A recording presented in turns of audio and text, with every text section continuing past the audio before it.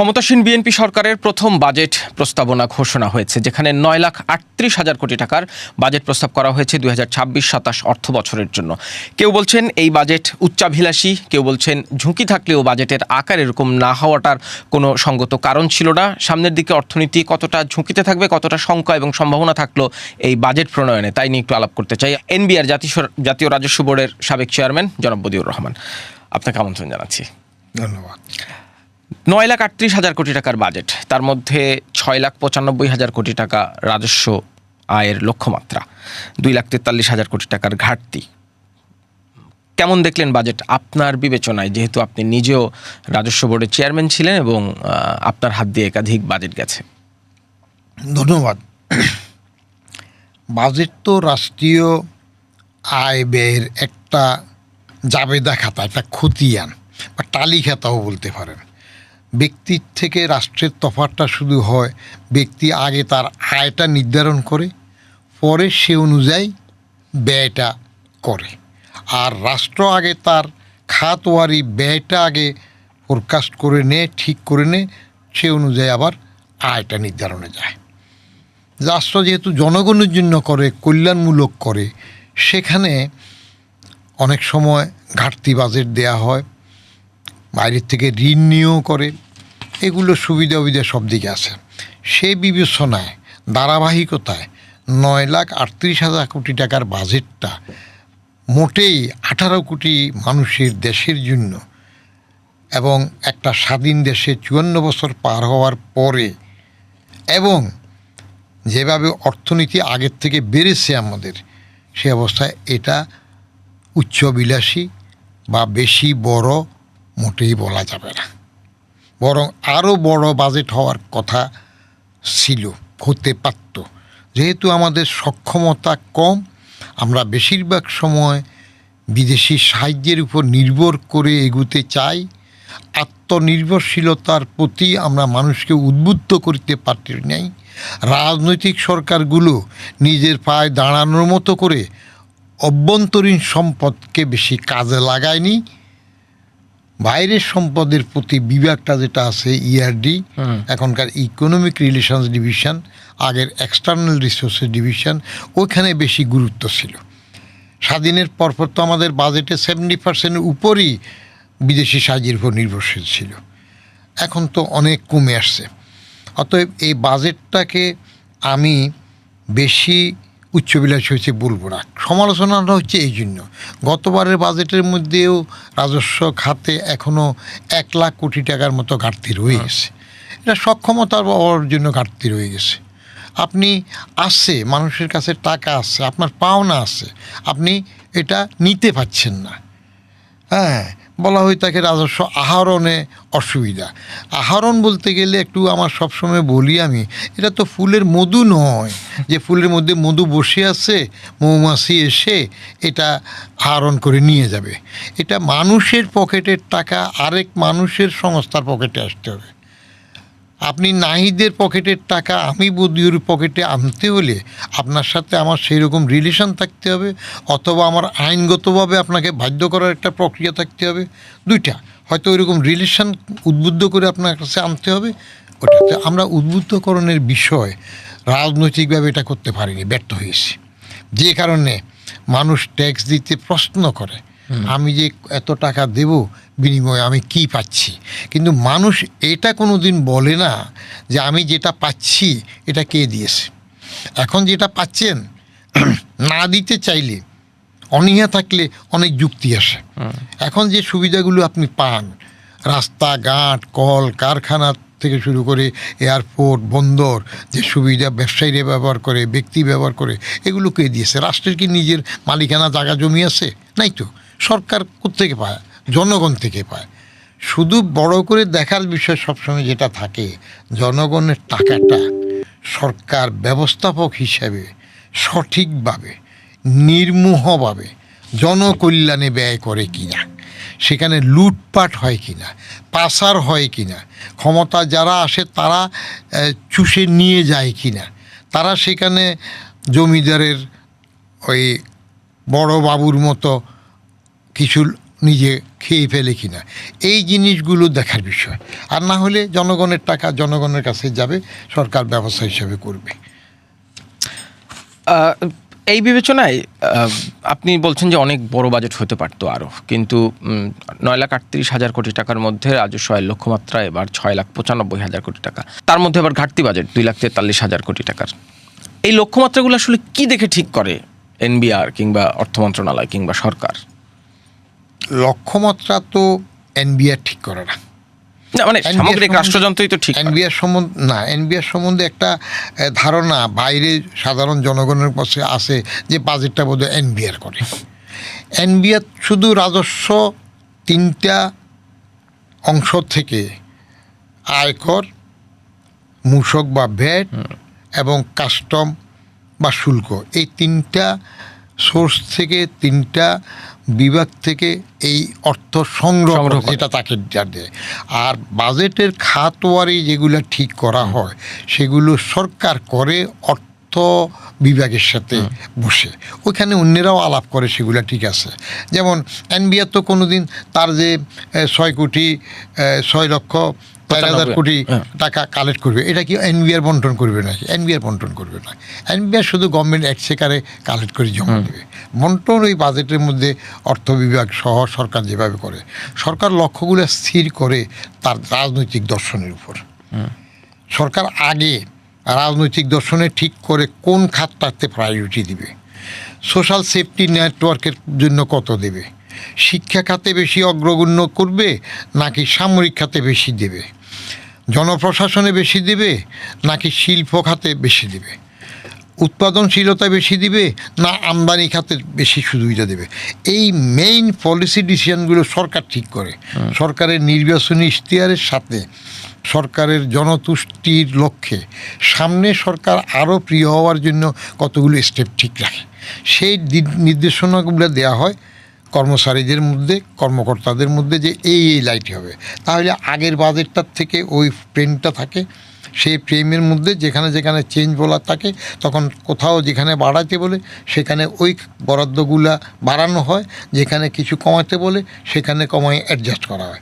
টার্গেটটাও সরকার ঠিক করে যে আমি টোটাল এই পরিমাণে জিততে পাবো, এখানে কেমনে পাবো। ব্যাস, সিম্পল, ভেরি সিম্পল। কিন্তু একটা সমস্যায় বলা হয় যে আমলারা করে। এটার বড় দায়িত্ব হইল আমলারা করে, রাজনীতিকরা বাজেট করেন না কেন? আপনারা বসেন না, এই বাজেট করার সময় কতজন রাজনৈতিক নেতৃত্ব কতটুকু টাইম দিয়েছেন, কতটুকু ইনপুট দিয়েছেন? আপনি যতটুকু রাজনৈতিক নেতৃত্ব বেশি ইনপুট দিবে, যতটুকু হোমওয়ার্ক বেশি করবে, ততটুকু সেটা রাজনৈতিক কর্তৃত্বের মধ্যে আসবে। আর আমলা তো আপনার ডিসিশনে করে, আমরা নিজে কিছু করতে পারে না। ইভেন সবটা ঠিক হওয়ার পরও প্রধানমন্ত্রীর সাথে বসে দেখায় এইভাবে এটা আপনি যেভাবে নির্দেশ সেটা হলো, তখন সরকার তার কোর গ্রুপ সহ আবার সেটা দেখে তারপর বলে যে হ্যাঁ এখানে একটু এইভাবে করো, একটু করো। এবং আগে নির্বাচনী ইশতেহারে কিছু থাকলেও জনগণের রোষ থাকবে কিনা, 3টা শব্দ খেয়াল রাখে। অ্যাফোর্ডেবল কিনা, যাকে যেটা ধরবে সে অ্যাফোর্ড করতে পারে কিনা, 1 নম্বরে থাকে অ্যাফোর্ডেবল কিনা। 2 নম্বরে হইল রিজনেবল কিনা, যেটা করব সেটা কতটুক যুক্তিগ্রাহ্য এবং গ্রহণযোগ্যতা থাকে, রিজনেবল কিনা। তারপরে সবচেয়ে বেশি ইম্পর্টেন্ট হয় ইমপ্লিমেন্টেবল কিনা। এটা খুব বেশি গুরুত্বপূর্ণ যে আমি যেটা টার্গেট নিচ্ছি সেটা ইমপ্লিমেন্ট করতে পারবো কিনা, ইমপ্লিমেন্ট করার সক্ষমতা কতটুকু আছে, সেই অনুযায়ী তখন এগুলো চক আউট করা হয়। এর মধ্যে সবসময় আপনার থাকে একটা টেকনিক থাকে। আপনি যদি এখন এই 9,38,000 কোটি না করে বলতেন যে to remain in the safe charge, আমি 8 লাখ কোটি টাকায় করব, বাজেট দেবো 7 লাখের, টার্গেট লাভ ইনকাম, উদ্বৃত্ত বাজেট করব, তাও তো আপনি করতে পারেন। কিন্তু ওটা করতে গেলে হবে কি, রিল্যাক্সড হয়ে যাবে, মাইল্ড টেনশন ভালো, একটু চাপ ভালো, কারণ কমতে গেলে এমনি তো কোনো প্রাকৃতিক দুর্যোগ হইতে পারে, কোনো অসুবিধা হইতে পারে, তখন তো কম হইতেই পারে। অতএব টার্গেট যত কমাই ফেলবেন তত আপনার রিল্যাক্সড হয়ে যাবে, ডিল হয়ে যাবে, টার্গেটটা ঠিক আছে। এখন বাস্তবায়নের জন্য মেজারগুলো নেওয়ার বিষয়গুলো ইম্পর্টেন্ট। সেই মেজারগুলো একটু জানতে চাইবো। আপনি রাজনৈতিক দর্শনের কথা বলছিলেন যে বাজেটে রাজনৈতিক দর্শনের এক ধরনের প্রতিফলন থাকে, কিন্তু রাজনৈতিক দর্শন তো আবার এক ধরনের জনতুষ্টিবাদী ভাবনা থেকেও আসে। সেই জনতুষ্টিবাদী ভাবনা থেকে যদি রাজনৈতিক দর্শনের প্রতিফলনে বাজেট তৈরি করা হয়, তার সাথে কি বাস্তবতার সবসময় মিল পাওয়া যায়? সবসময় বাস্তবতা মিল পাওয়া যাবে না। মিল পাওয়া যাবে না বাস্তবতার এই জন্য, আপনার মানুষ সবসময় চাইবে যত ফ্রি পায়। এটা একটা টেন্ডেন্সি হয়ে গেছে আমাদের সংস্কৃতিতে, যে নিজের থেকে কিছু দিতে চায় না।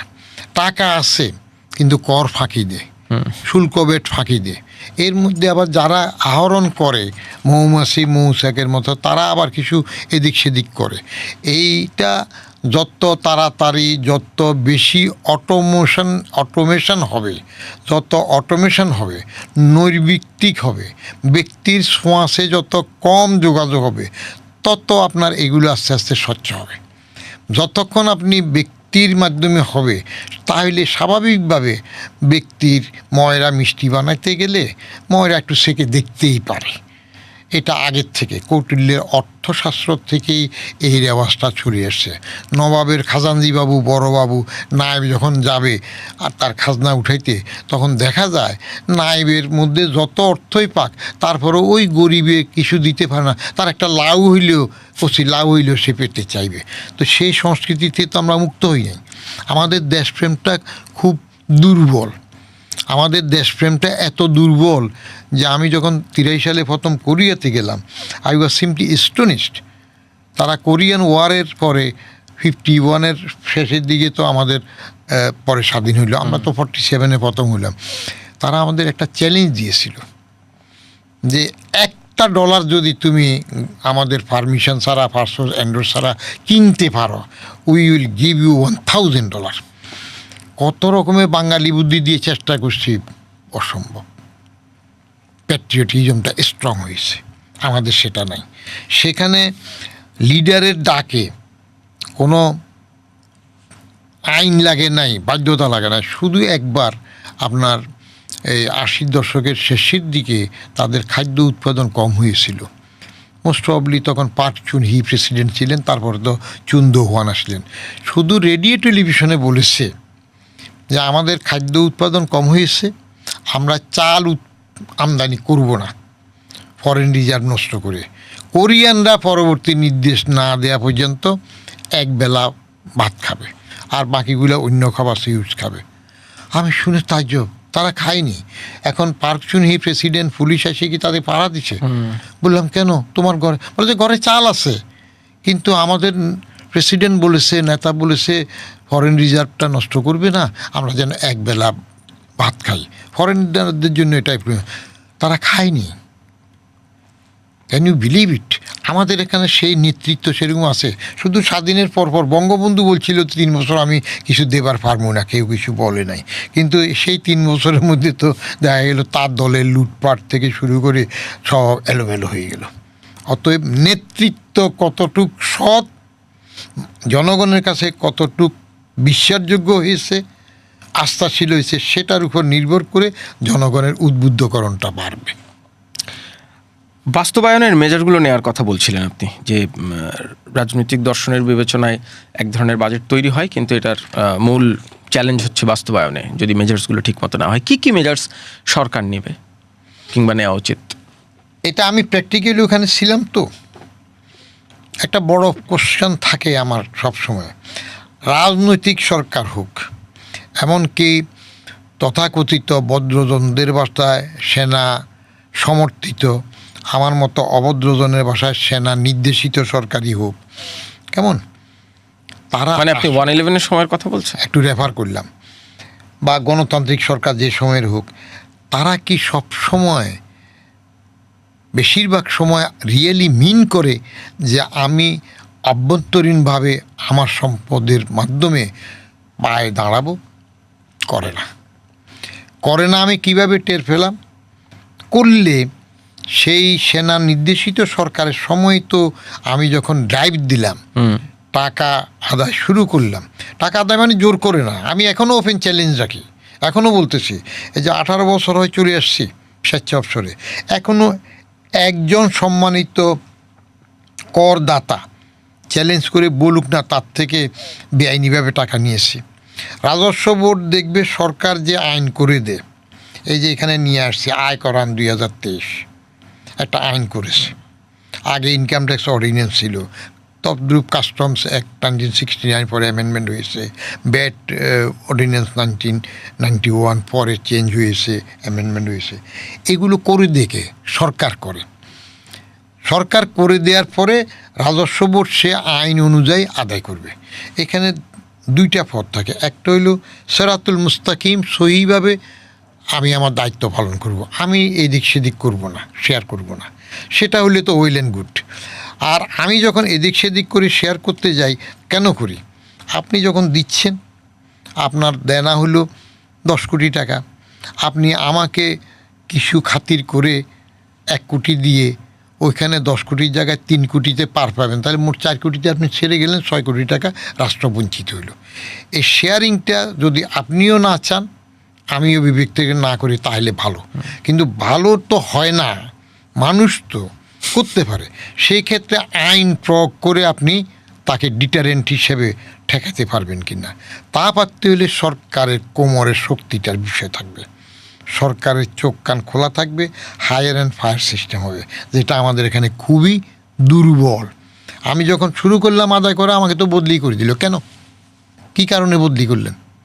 কারণ হলো আমি হাউস টু হাউস সার্ভে করতে চেয়েছিলাম, লিস্ট করেছি কারা কত ফাঁকি দেয়, এবং স্যাম্পল স্বরূপ প্রথমেই ধরে ফেললাম কয়েকজনকে। ইভেন সরকার প্রধান থেকে অপ্রদর্শিত টাকার ট্যাক্স নিলাম, অর্থমন্ত্রীর থেকে নিলাম, প্রাক্তন অর্থমন্ত্রী 12 বারে তাকে দেওয়া লাগলো, শুধু প্রেসিডেন্ট হওয়া বাকি থাকলো, আর সব হয়েছে তার থেকে নিলাম, ওগায়রা ওগায়রা। তো নেওয়া শুরু করলে আপনার অসুবিধা কী? কিন্তু ওই ফোর্সটা সরকারের ভিতরে, সরকার বা রান্নাঘরের সরকার বা কিচেন ক্যাবিনেট তারা বা বাইরেরা এরা হতে দেয় নাই। ব্যবসায়ী সার্কেলরা কী করলো? আন্দোলন করলো। 5ই সেপ্টেম্বর 2007 হোটেল রেডিসনে so call better business forum একটা সম্মেলন হয়েছিল। যে ব্যবসায়ীদেরকে ওরা ধরলো, সেই 111 সরকাররা আটক করলো, টাকা জব্দ করলো, তাদের টাকায় আবার সেখানে ফুটানি করে একটা সম্মেলন করলো। কেন? কারণটা কি? কারণ হইল আপনি যখনই একটা চক্রের মধ্যে চলে যাবেন, আপসে চলে যাবেন, তখনই এই দশাগুলো হবে। এখন টার্গেট ইমপ্লিমেন্ট হবে কখন? যদি সরকার চায়, সরকার প্রধান যদি প্রথম বলে যে ঠিক সরকার প্রণীত বিধিবিধান অনুযায়ী তুমি কড়াক্রান্তি আদায় করবা, এবং আমার থেকেও করবা, প্রথম আমারটা নিবা, আমার মন্ত্রিসভার যা আছে সেগুলোর থেকেও নিবা, এবং তারপরে আমাদের এমপির থেকে দেওয়া নিবা। এর ধারাবাহিকতা এই কয়টা গ্রুপ যদি ঠিক হয়ে যায়, অটোমেটিক নিজেরা ঠিক হবে। হ্যাঁ, রাজনৈতিক কর্মী বা নিজের দলের লোকজন, সেগুলাকে আপনি অন্যভাবে ফান্ডিং করেন, সেখান থেকে হেল্প করবেন, কিন্তু রাজস্ব বোর্ডের থেকে ছাড় যেন না যায়, সেদিকে আপনার কঠোর নির্দেশনা থাকতে হবে। এখানে চোখ কান এক পেশে হবে, আপনি দুটো পারবেন না একসাথে। জামাই আসছে, মেয়ের জামাই আসছে, তাকে খাওয়ানোর জন্য মুরগির বাচ্চাটা জবাই করলে ভালো মেহমানদারি হবে, কিন্তু মুরগির বাচ্চা জবাই করতে আপনার আবার মনে কষ্ট লাগে। দুইটা একসাথে হবে না, একটা করবেন। রাজস্ব বোর্ডকে রাজস্ব বোর্ডের কালেকশানে দেন, অতএব তিনি ঠিক মতো চলুন। দুইটা একসাথে চলবে না, এখানে কোনো খাতি চলবে না। এবারের বাজেটে এই যে 6,95,000 কোটি টাকার আয়ের লক্ষ্যমাত্রা, তার মধ্যে ঘাটতি আছে 2,43,000 কোটি টাকা, তার মধ্যে 1,12,000 কোটি টাকা সম্ভবত অভ্যন্তরীণ উৎস থেকে নেওয়া, বাকিটা বিদেশি।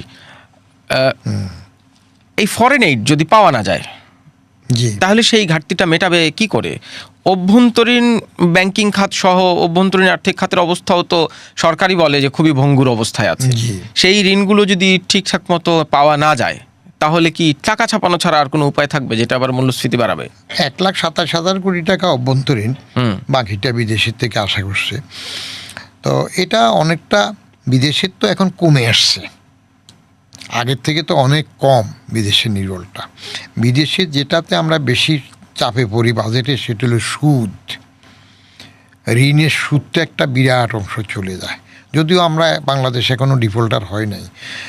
যদি কালেক্ট করতে না পারে, একটা ঘাটতি বাজেট থাকলে তো এরকম একটা অবস্থা হবেই, এটা ছাড়া তো উপায় থাকবে না। না, অনেকে এইটারে বলে অনেকে এইটারে বলে ঋণ করে ঘি খাওয়া। হ্যাঁ, অবশ্যই ঋণ করে ঘি খাওয়া, এটা আমি ব্যক্তিগতভাবে ঋণ করে করা পছন্দ করি না। কিন্তু সরকার বড় একটা টার্গেট নিয়ে এগুতে চাইলে অনেকগুলা স্কিম নিত, যে এই খাতে এত দেবে, এই খাতে যেমন মনে করেন এখন যে ফ্যামিলি কার্ড করলো, সেখানে একটা বড় বাজেট আসবে, কৃষি কার্ডে আসবে, তারপরে ওল্ড এজ বিধবা ভাতা এই সেগুলোতে একটু বাড়াচ্ছে, টাকা আসবে। আপনি দিতে চাইলে তো আসবে, আপনি সুষ্ঠুভাবে সঠিকভাবে এগুলা দিতে পারেন কি না সেটা মনিটরের উপর নির্ভর করবে। আর যেটা বললেন টাকা ছাড়ানো, এখানে দুটো অসুবিধা আছে। আপনি অভ্যন্তরীণ ব্যাংক খাত থেকে যদি ঋণ নেন, তাহলে প্রাইভেট সেক্টরে ঋণ পাওয়াটা কমে যাবে, তাতে করে প্রাইভেট এন্টারপ্রেনারশিপের অর্থ যোগানটা বাধাগ্রস্ত, মানে ব্যক্তি খাতে ঋণটা বাধাগ্রস্ত হবে। হ্যাঁ, বাধাগ্রস্ত হবে। ওটা বাধাগ্রস্ত হলে, ওটা কমে গেলে তার এন্টারপ্রেনারশিপের মধ্যে নতুন উদ্বোধনী কলকারখানা বিনিয়োগ সেগুলো আবার বাটা পড়বে। একটা চেইনে চলে, কলকারখানা উৎপাদনশীলতা যদি না বাড়ে, কর্মসংস্থান আবার বাড়বে না, চেইনে আসবে। কর্মসংস্থান না বাড়লে আবার বেকারত্ব বাড়বে, বেকারত্ব বাড়লে আবার সামাজিক অস্থিরতা সৃষ্টি হবে। সেই জন্য কিছু ঋণ টিন করেও এগুলো সামাল দেওয়ার চেষ্টা করে। আমি ব্যক্তিগতভাবে বাজেটে কখনো ঘাটতি বাজেটও পছন্দ করি না, বিদেশি ঋণও আমি পছন্দ করি না। এখন সরকার তার রাজনৈতিক দর্শনের জন্য এভাবে করতে চায়, হয়তো এমনও সাইকোলজি কাজ করে, আগের সরকার এত লক্ষ কোটি টাকার বাজেট দিয়েছে, আমি ওভারওয়েলমিং মেজরিটিতে আসছি, আমি কেমনে কম করি, লোক লজ্জার ব্যাপার আছে, মানুষ কি বলবে, দেখছো আইসা সারে না কমাই ফেলছে, কিছু অনেকটা আমাদের ফাও সাইকোলজিক্যাল ফুটানি থাকে না, তেমনও হতে পারে। এটা বাস্তবায়ন শুরু হলে 3 মাস পর পর যদি মনিটর করে, তখন দেখা যাবে কি হচ্ছে। আমি সবসময় বাজেটের পক্ষপাতী অতটুকু যেটা rational, realistic, affordable and reasonable, এটার মধ্যে আমি থাকতে চাই, এবং সেটুকু একবারে তকতকে জগজগে করব। ঋণ করে ঘি খাওয়াতে যেতে চাই না, কিন্তু আমি অপুষ্টিতেও মরবো না। আমার উৎপাদন আমি করি, আমি সেভাবে চলবো। অভ্যন্তরীণ আর্থিক অবস্থা যদি উন্নতি করতে হয় কিংবা আরও সমৃদ্ধ করতে হয়, তাহলে তো বিনিয়োগ বাড়াইতে হবে। বিনিয়োগ বাড়লে কর্মসংস্থান বাড়বে, মানুষের ক্রয় ক্ষমতা বাড়বে। কিন্তু বিনিয়োগ দেশি এবং বিদেশি উভয় ক্ষেত্রে বিনিয়োগকারীরা নানান রকম হয়রানি, একটা সিঙ্গেল উইন্ডোতে কাজ না হওয়া, নানান রকম প্রতিবন্ধকতার কথা বলেন। বিনিয়োগ কেন করবে? একটা পলিটিক্যালি ল অ্যান্ড অর্ডারের দৃষ্টিভঙ্গি থেকে একটা আনস্টেবল অর্থনীতিতে কেন বিনিয়োগ করবে তারা? সেই জায়গায় কি এই বাজেটে কোনো পরিকল্পনা দেখেন? সরকার তো, অর্থমন্ত্রী আমির খসরু সাহেব তো সুন্দর সুন্দর কথা বলেছেন, এটা সবাই বলে। বাজেট যখন পেশ করা হয়, ওখানে যে শব্দ চয়ন হয়, যে আমরা এই করবো সেই করবো, এগুলো শুনলে ওই ইউনূস সাহেবের আশাপ্রদ বিদেশি লোক আমাদের এখানের ঋণ কার্ডের জন্য লাইনে দাঁড়ানোর মতো মনে হয়। তো কথার ফুলঝুরি একরকম, বাস্তবায়ন আরেক রকম।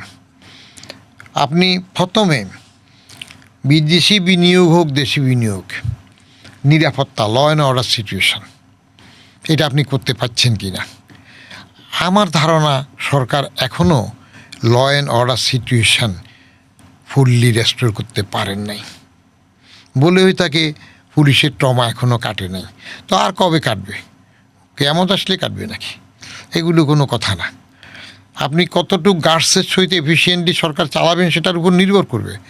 যদি ট্রমা না কাটে, চেক করেন, রেগুলার আনফিট বাদ দেন, নিউ ব্লাড রিক্রুট করেন, গতিশীলতা আনতে হবে। তো এখন ল অ্যান্ড অর্ডার সিচুয়েশান যদি ইমপ্রুভ না করে, ইউনূস সরকারের লিগ্যাসি, ভায়োলেন্ট অ্যাটিচিউড এবং মব কালচার যদি আবার থাকে, সেভাবে চাপ হয়, তাহলে বিনিয়োগ কেউ করতে যাবে কেন?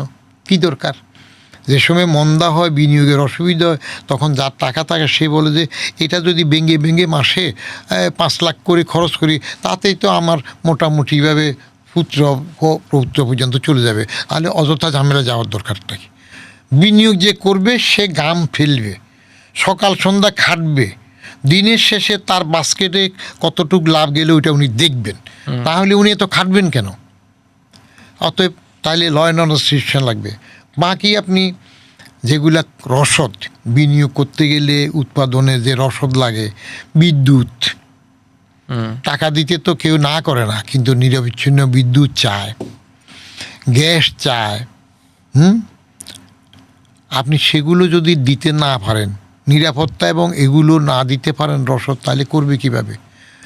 বিদেশিরা আসার আগে দেখবে যে এখানে আমি কত বছর টিকে থাকবো, আমার পুঁজি উঠাই নিতে পারবো কিনা, লাভ নিতে পারবো না, দেখব। দেশিরাও এখন এটা চিন্তা করে। তো সেই জন্য ওই গভর্নমেন্ট কিছু কিছু ক্ষেত্রে তো ছাড় দেয়, হ্যাঁ, কিছু কিছু ছাড় দিয়ে করে। দেখা যাক, আপনার একটা নির্বাচিত সরকার আসছে, তবে সরকার এখন একটা কঠিন অবস্থার মধ্যে আসছে। খালি ওই ফ্যাসিবাদ দোষ দিলে হবে না, ওগুলো সবাই আগেরটা ভুলে যেতে চায়। আমাদের কালচারটা এত খারাপ, আগে কি করছে যদি আমি বলি মির্জাফরও একটা কিছু থেকে থাকে, সেটাও রেকর্ডে থাকতে হবে, কারণ সেটাও ইতিহাসের অংশ। এখন আপনার সেদিন এক টেলিভিশনে দেখলাম, বলতেছে ওই জিয়াউর রহমান সাহেব প্রথম কোন আমলে 80-81 4,000 কত টাকার বাজেট দিলেন, তারপরে যে খালেদা জিয়া কবে 91-92-তে 15,000 কত বাজেট দিলেন, ওইখান থেকে ফট করে সুইচ করে চলে আসছে এইবারে 9,38,000 কোটি টাকার বাজেট। মাঝখানে আর সরকার ছিল না, এরশাদ কিছু করে নাই, সূর্যা সারক যাই একটা সরকার ছিল না, খালেদা হাসিনা কি সরকারের ছিল না, কাজ হয় নাই। ইতিহাসে নৈর্ভিত্তিকভাবে শর্টটা বলতে হবে, তা যদি না বলেন তাহলে ওই রাষ্ট্রপতিকে যখন যেটা শিখায়, রাষ্ট্রপতি হাসিনার কথা বলবে, রচনা লিখবে, আবার ইউনূস আসলে তার রচনা লিখবে, আবার তারেক সাহেব আসবে তার হয়। এইভাবে হয় না, ইতিহাসের নৈর্ভিত্তিক নির্মম হতে হয়। বাজেটের ধারাবাহিকতায় আপনি আগে 3টা সরকারের বাজেট নিয়ে গবেষণা করেন, দেখেন যে ইউনূস সরকারের বাজেটে কোনখানে লুফল ছিল, তার আগে হাসিনা শেষের সরকারে কোন লুফল ছিল, সেটা ক্যালকুলেট করে হিসাবে আসেন। খালি ফ্যাসিবাদ সব নষ্ট করে ফেলছে, ও সব ধ্বংস করে দিচ্ছে বললে তো লাভ হবে না। আপনি কি করতে পারেন সেটুক করে দেখান, তাহলে মানুষ বলবে যে ইয়েস, আপনি আমাদের হুজুর, আপনি নমস্য। আগের সরকারগুলোর নানান রকম এক ধরনের মানে ফ্ল ছিল, যথেষ্ট রকম ফ্ল ছিল, সেই জন্য অর্থনীতির ভঙ্গুর হয়ে গেছে এই কথা বলা হয়। কিন্তু প্রশ্ন হলো, আওয়ামী লীগ সরকারের পতন হয়েছে, কিন্তু সিস্টেম কিংবা ব্যবস্থাপনা সেইটার কি পরিবর্তন হয়েছে? যদি সেইটা না হয় তাহলে সামগ্রিক অর্থনীতি পরিবর্তন কেন হবে?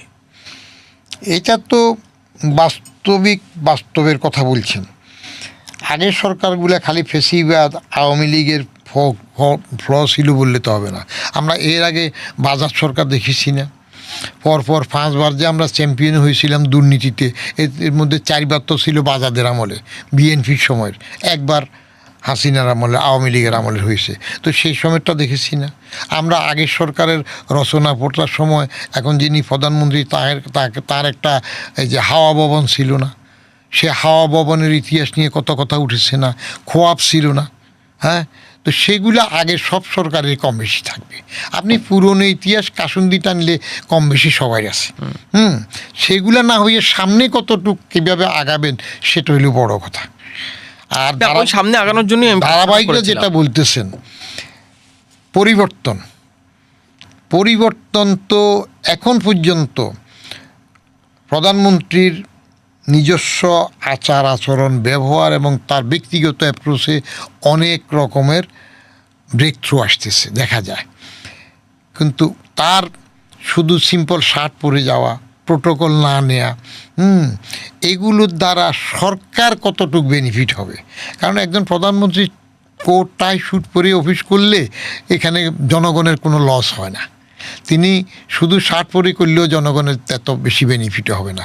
কিন্তু কার্যত জনগণের জন্য যে স্কিমগুলো নেয়া, যে কার্ডগুলো করতেছেন উৎপাদনের করা, সেগুলোর মধ্যে কতটুক ধারাবাহিক হবে? কারণ ওই সময় বিএনপি শেষের আমলে তো বিদ্যুৎ কখন আসতো সেটার জন্য হা করে থাকতে হতো। তখন লোডশেডিংটা ছিল রেগুলার বিষয়, আর বিদ্যুৎ পাওয়াটা ছিল ইরেগুলার বিষয়। তো এখন সেগুলো তো বিবেচনা আনতে হবে। আনলে এখন পর্যন্ত আমি যেটুক দেখছি যে সিস্টেমের মধ্যে, আপনি যেটা বললেন সিস্টেমের মধ্যে আমি তেমন উল্লেখযোগ্য চেঞ্জ এখনও দেখছি না, তবে অপেক্ষা করতে হবে 3টা মাস কাটুক আরও। বাজেটে 3টা মাস গেলে 3 মাস পর পর যদি তারা মনিটর করে যে আমার 3 মাসের কি টার্গেট ছিল, এই 9,38,000 কোটি টাকার বাজেট, 3 লাখ কোটি টাকার এডিপি, 2,43,000 কোটি টাকা ঘাটতি, এর মধ্যে 1,27,000 কোটি টাকা অভ্যন্তরীণ ঋণ, বাকিটা বিদেশি। তো এগুলো ভাগ করে করবেন না, এগুলো তো একদিনে হয় না, 4টা কোয়ার্টারের মধ্যে এরকম ভাগ করবেন না। তো ভাগের মনিটরিংটা আপনি কত স্ট্রিক্টলি দেখবেন, তাহলে তো বোঝা যাবে আপনি কতটুক ল্যাগিং বিহাইন্ড হবেন বা কতটুক ফরওয়ার্ড করবেন। সেটা করতে পারলে তখন বোঝা যাবে এই বাজেটে শেষের দিকে এসে আবার কতটুক ঘাটতিতে পড়ে যাবেন। আপনি যে মাঝখানে একবার বললেন যে মানুষ শুধু ফ্রি পাইতে চায়, যা যা পাচ্ছে তার বদলে কি দিচ্ছে কিংবা স্বেচ্ছায় দিতে চায় না, কিন্তু বাংলাদেশের যে কর ব্যবস্থাপনার কাঠামো, মানুষ তো এক ধরনের ভীতি নিয়ে থাকে, ব্যবসায়ী থেকে শুরু করে আমজনতা পর্যন্ত, যে এই যে আমি কর দিব, কর দেওয়ার যে জটিলতা, কর দেওয়ার যে সিস্টেম, আমি ধরেন এখন নাহলে ই-টিন করা যায় 2 মিনিটে সার্ভারে, কিন্তু ই রিটার্ন বাধ্যতামূলক করা হয়েছে, কিন্তু এমনকি ই রিটার্নেও যে কাঠামো আমি নিজেই বুঝি নাই গতবার আমার ই রিটার্ন দেওয়ার সময়, এই জটিলতা যদি না কাটানো যায় তাহলে মানুষ কেন আসলে আগ্রহী হবে কর দেওয়ার জন্য? এখানে 2টা অংশ আছে, যেহেতু আমি প্র্যাকটিক্যালি ছিলাম সেখানে, এই প্রশ্নগুলো তো তখনও ছিল, এবং এগুলা ভবিষ্যতে যদি রেডিক্যালি আমরা অটোমেশনে শিফট না করি, আমাদের ব্যক্তি মানসিকতার কোনো পরিবর্তন না হয়, দেশপ্রেম যদি উন্নত না হয়, তাহলে আশা করা যায় কিয়ামত পর্যন্ত এই প্রশ্নগুলো এই দেশে দিয়ে থাকবে। কোনটা ডিম আগে না মুরগি আগে, আপনি প্রথম ওই সিদ্ধান্তে তো যেতে হবে, ওখানে তো সলিউশন পাবেন না। আপনি ভয় পাচ্ছেন বলতেছেন, কেন ভয় পাচ্ছেন? বোকাস কথা, আপনি দিতে চান না, লুকোতে চান, তাই ভয় পান। আপনি একটা নজির 2টা নজির দেখান। আমার সময় আমি ওপেন চ্যালেঞ্জ দিয়েছি, এখনও বলি, যিনি ঠিকমতো কর দিয়েছেন তাকে হ্যারাস করেছে একটা কেসও তো আমার কেউ দেখাতে পারলো না। না, কর দেওয়ার পরের হয়রানির কথা বলিনি, আমি আগের কথাই বলছি, একজন সাধারণ মানুষ। আগেরটা বলতেছি যে আগে কোনটা আগে, আপনি কেন কর দিতে ভয় পাচ্ছেন আমাকে বলেন না, আপনি সাধারণ মানুষ, আমি আমার ব্যক্তিগত অভিজ্ঞতার কথাই বলি। আমার স্যালারি থেকে ইনকাম ট্যাক্সটা কেটে নেওয়া হয়, কিন্তু আমি তো বছর শেষে সেই রিটার্নটা অন্তত দাখিল করতে হবে। আমি তো টাকা অলরেডি পেইড সরকারের কোষাগারে, আমার ইনকাম ট্যাক্স অলরেডি পেইড, কিন্তু আমি রিটার্নটা দেওয়ার জন্য একটা অ্যাকাউন্ট করতে হবে এবং সেখানে আমার যাবতীয় হিসাব নিকাশ দিতে হবে। সেইটার যে জটিলতা, এইটা একজন সাধারণ মানুষের পক্ষে বোঝা সম্ভব না। সেটা আমার বোধগম্য হওয়ার মতো একটা জায়গায় কেন নিয়ে যাবে না?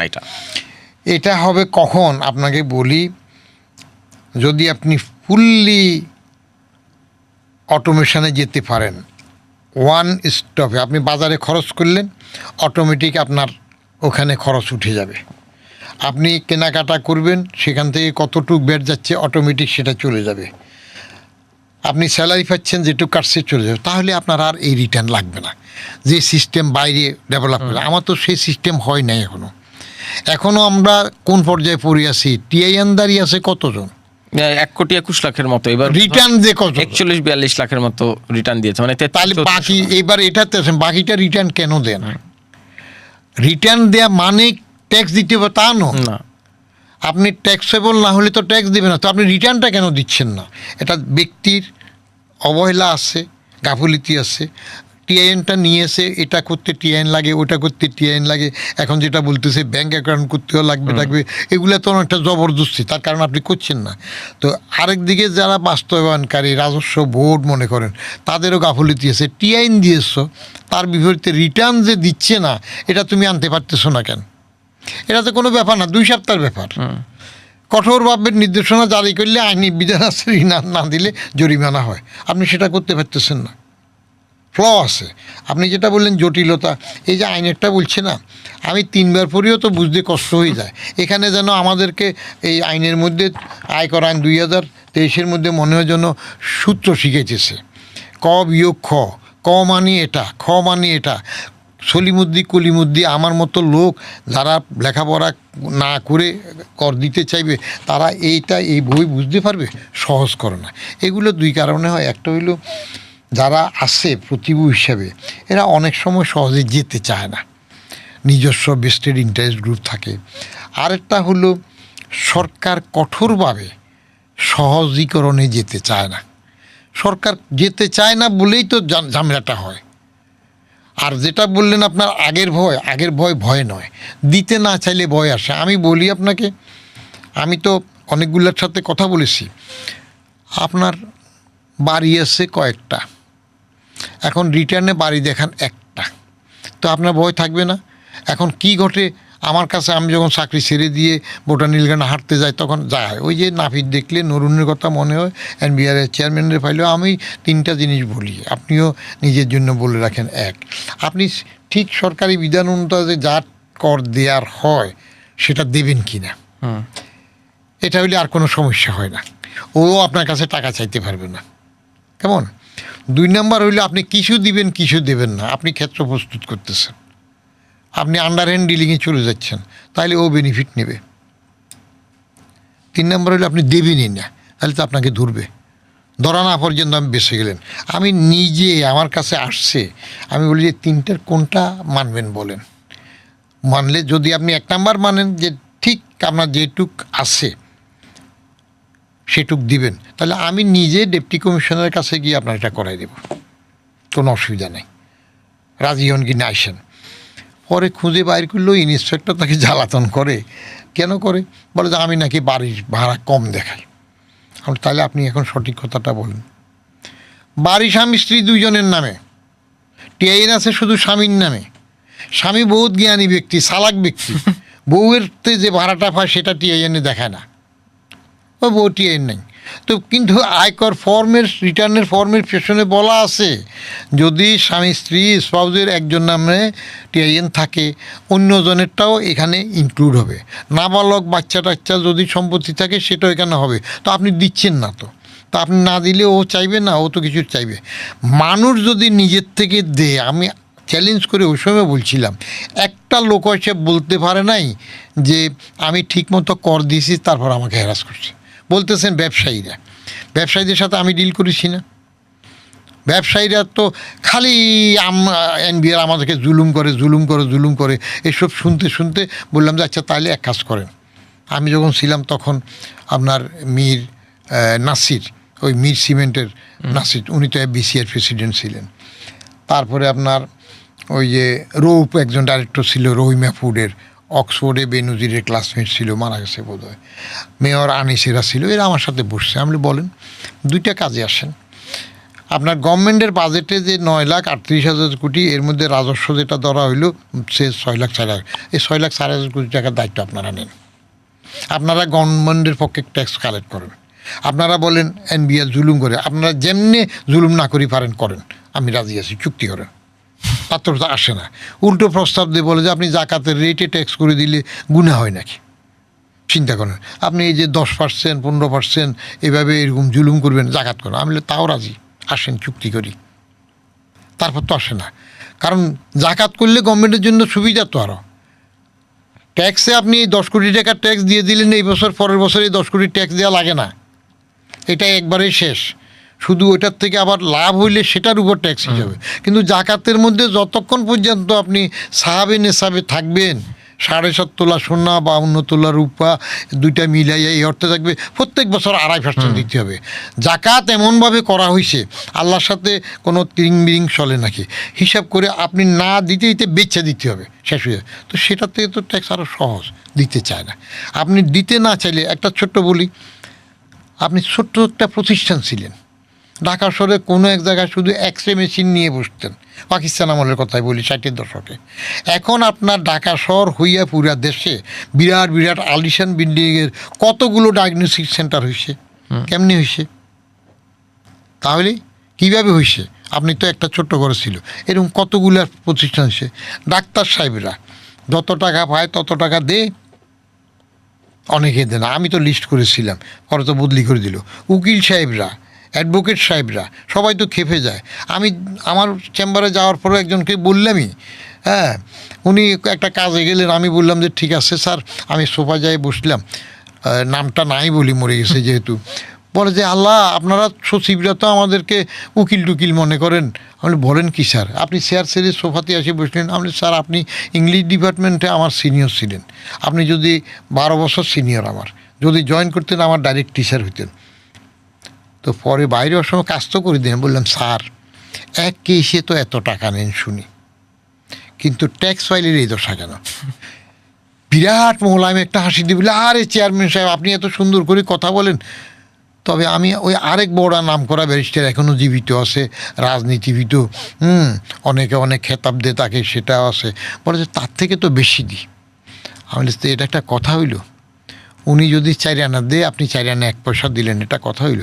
আর রাখেন তো হেঁটে করবেনটাকে ধরতে গেলে সবাই অসন্তুষ্ট হয়। আমি তো ধরা শুরু করছিলাম। নিতে হবে, এখানে কোনো খাতির চলবে না, ভয়ের কিছু নাই, চুরি করলে ভয়। কিন্তু ট্যাক্স দেওয়ার জন্য এলিজিবল এইরকম একটা বড় জনগোষ্ঠীকে কি এনবিআর আসলে ট্যাক্স নেটের আওতায় আনতে পারলো এত বছরের? পারে নাই। পারে না কেন? আপনি যে বলছেন একটা এক্সরে মেশিন থেকে ডায়াগনস্টিক সেন্টার হয়ে যাচ্ছে, এটা তো কারো চোখের অন্ধকারে হচ্ছে না, এটা না, সামনে দিনের আলোতে হচ্ছে। তাহলে এনবিআর দেখে না কেন? দেখে না তো।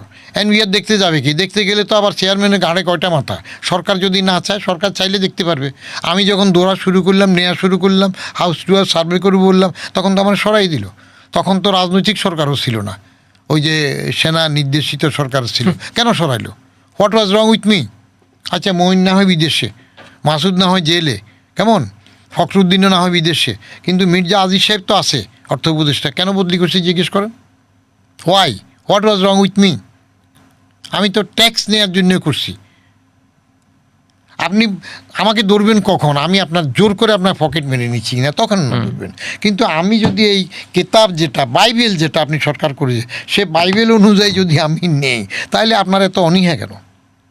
তাহলে আপনার সেই 2027 সালের এই অভিজ্ঞতার যে কাঠামোর কারণে, যে মনোভাবনার কারণে, সেটা কি 2026 সালেও একই রকম আছে? বদলায়নি তো। একটু সামান্য একটু অটোমেশন হয়েছে, যখন আপনি এখন ওই যে অনলাইনে রিটার্নটা জমা দিতে পারবেন কিছুটা, সেটুকু এই জাতীয়, কিন্তু বড় পরিবর্তন তো হয় নাই। আপনি ওয়ান স্টপ সার্ভিস যেটা করতে চান, সেটা হলো এনআইডির সাথে সব কিছু প্রত্যেক নাগরিককে যদি কানেক্ট করে ফেলতে পারেন, দোকানে খরচ করবে অটোমেটিক, তার ওখানে হিসাব চলে যাবে, বেতন পাচ্ছে ওখানে চলে যাচ্ছে, তাহলে মূসক দিচ্ছে চলে যাচ্ছে। সেটা হলে দেখবেন যে আর কোনো পেপার লাগবে না, পেপারলেস ওইখানে সব হয়ে যাচ্ছে। ওই স্টেজে গেলে তো আর আমার কাছে চাওয়া লাগবে না, খোঁজা লাগবে না।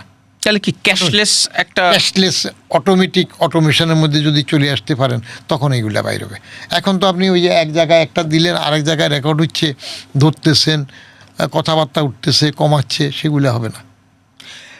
তারপরেও যেটা আছে পেপার ওয়ার্কে, এটাও সম্ভব, এটাতেও সম্ভব। এটা নির্ভর করবে রাজস্ব বোর্ডে যাকে দিলেন তিনি কতটুক শক্ত থাকবেন, তিনি একটা টিম করতে পারবেন কি না। আমি ইউনিট করেছি 36,000 কোটি টাকা, টার্গেট নিয়েছি 43,850 কোটি, কিন্তু অর্জন হয়েছে 47,000 কোটির উপরে। হোয়াই? আমার টিমে তখন 2 নম্বরই করতে পারে নাই, কন্টিনিউয়াস মনিটরিং ছিল আমার, এবং ঠিক হিসাব করে আরও সম্মান করে, কারো অসম্মান না। বড় ট্যাক্স পেয়ার যিনি দিতে পারেন না, বলেছে, তাকে গালিগালাজ করার কোনো দরকার নাই, তিনি তো কষ্ট করে রোজগার করেন। তাকে সম্মান করে ডেকে এনে নিজে ডাকতাম, নিজে বসাইতাম, যে আসেন এক কাপ চা খান। তো সেভাবে টাকা নিয়েছি, তো অসুবিধা কী? কর প্রশাসন যদি ঠিকমতো কাজ না করে, তাহলে কি বাজেট বরাদ্দ দিয়ে বাজেটের আকার বাড়ায় লাভ হয়? দেশে লাভ হবে না।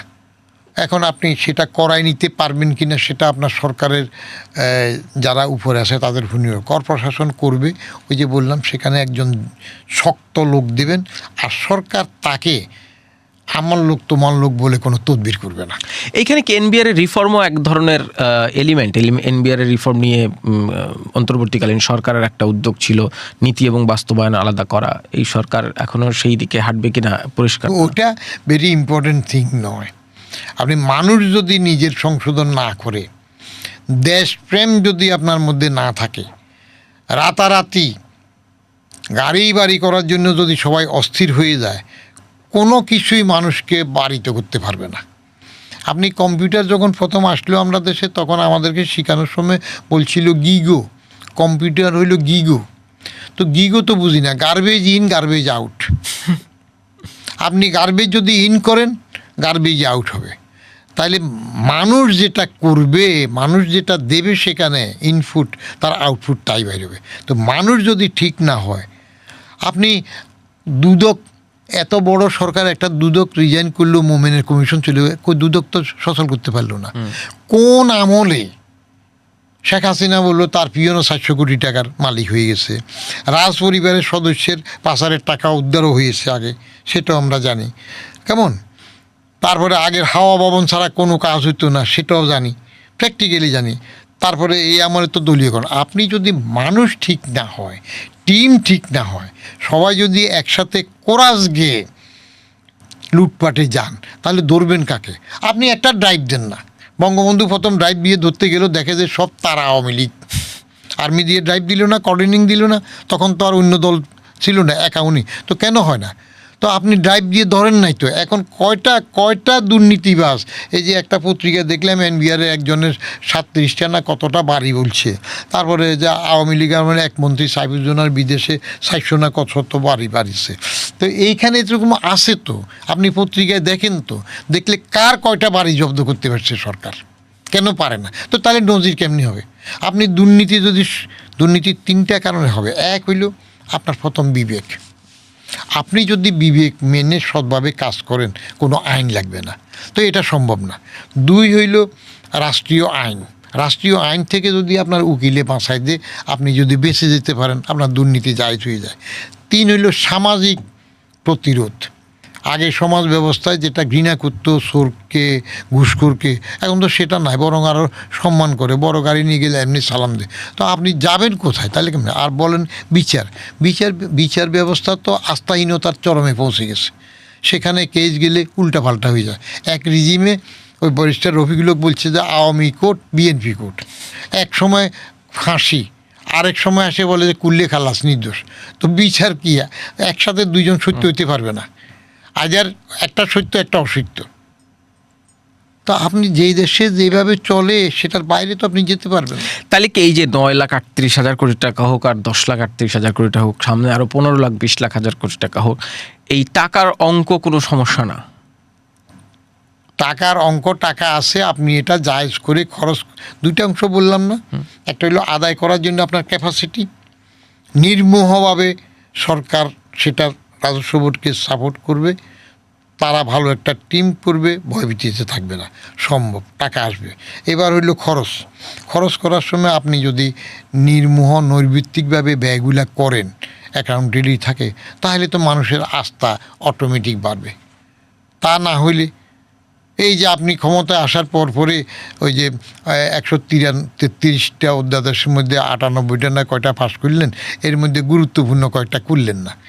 সুপ্রিম কোর্ট বা হাইকোর্টের যে সচিবালয়, সেটা সুপ্রিম কোর্টের সচিবালয় কেন করলেন না?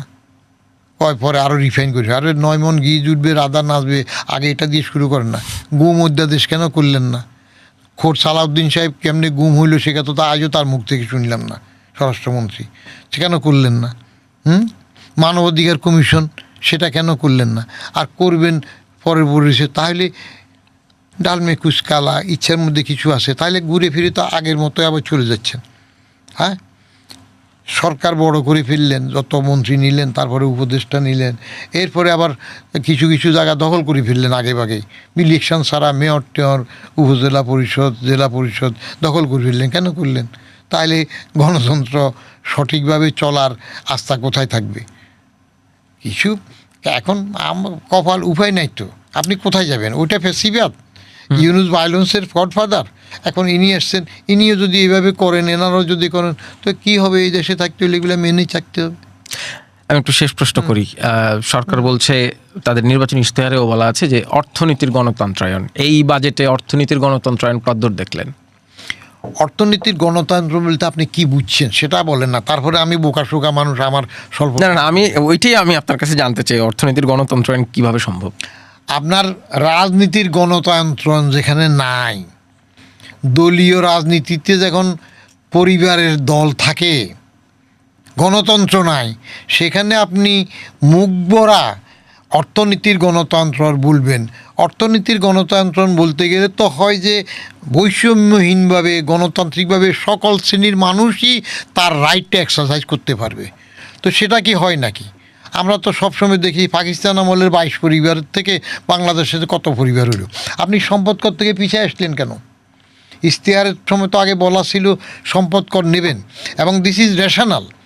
আমি কোটিপতি, আমার ট্যাক্স যা হবে, আরেকজন দিনমজুর তারটা কি তাই হবে? আমি এত সম্পদের মালিক হয়েছি, আপনি সম্পদের উপর ট্যাক্স নিলে অসুবিধা কি? বলে যে এটা বাইরে নিয়ে যায়, বাইরে নিয়ে ঠেকাতে না পারলে আপনি সরকার কেন? আল্লাহ, আপনি যে থাকে যত বেশি আছে, ও বেশিটা কোথার থেকে পাইছে?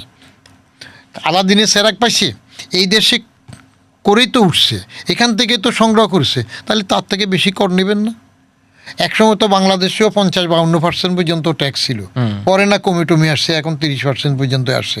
তো বড়োর থেকে বড় নিতে হবে, এবং আল্লাহ বিধানও তো জাকাতেও তো সেটা করছে, এটা দিয়ে গরিবরে দিতে হবে, তাহলে সরকারও তো সেটা করে ফিসাই আসছে। আমি বুঝলাম না। আপনি টাকা বাজেট বড় করতে হলে বড় যারা আছে দাতা তাদের থেকে নিতে হবে, নেয়ার তাকে সুবিধা দেবেন। সে ফ্লারিশ করছে, তো কত ফ্লারিশ করবে? ফ্লারিশ করতে করতে তাহলে যিনি বেশি হন, বড় করেন, তাকে দিতে হবে বেশি। হাতি খায় কলা গাছ, এটা লাদে ওইরকম, তাহলে দেখতে হবে না, খোরাক যেমন তেমন হবে, পুষতে হবে। আমরা নিশ্চয়ই সামনের দিনে দেখব এই বাজেটের বাস্তবায়ন কিভাবে হয় এবং অর্থনীতির গণতন্ত্রের কতটা হয়। বদিউর রহমান, আপনাকে অসংখ্য ধন্যবাদ আমাদের আজকের পডকাস্টে কথা বলার জন্য। ধন্যবাদ। আমি আশাবাদী মানুষ, বাজেট বড় হয়েছে, আমি খুশি হয়েছি। আমি চাইব যে এই সরকার যেটুক কথা বলতেছেন এটা কাজে প্রতিফলন করে দেখাবেন।